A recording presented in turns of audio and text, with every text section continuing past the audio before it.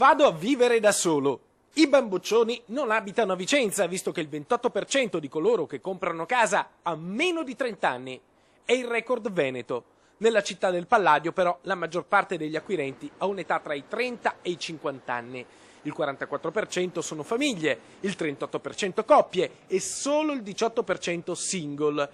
Le soluzioni più vendute sono appartamenti con 2 camere. È la stagione della crisi, è l'era dell'angolo cottura, mentre i ripostigli, quelli si sono estinti. Una volta la cucina era separata dal famoso tinello piuttosto che il salotto, oggi è diventato un luogo dove uno ci sta, mangia, guarda la TV, fa un po' Tonolente, perché ci si abita dentro la cucina, sono tutti angoli cottura. È verissimo.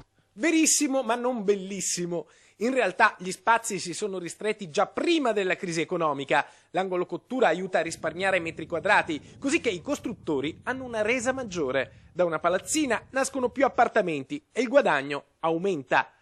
Oggi però chi compra e si indebita per 30 anni, giustamente pretende qualcosa di più che rimanere incastrato in un angolo. Adesso l'imprenditore più attento andrà a cercare un'ottima soluzione produttiva e anche di spazio chiaramente più proporzionato e più vivibile.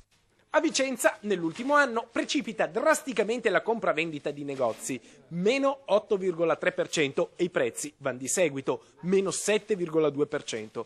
Calano anche le transazioni di appartamenti con un meno 4,2%, nonostante il mattone, nella stagione della crisi, resti un bene rifugio. Ma la manovra Salva Italia finora non ha salvato le tasche degli italiani. È chiaro che è un momento di sacrificio per tutti, dobbiamo cercare in qualche modo di sostenere questo passaggio su questa questione. È una mattonata. Altrimenti, sì, per usare il termine, è una mattonata.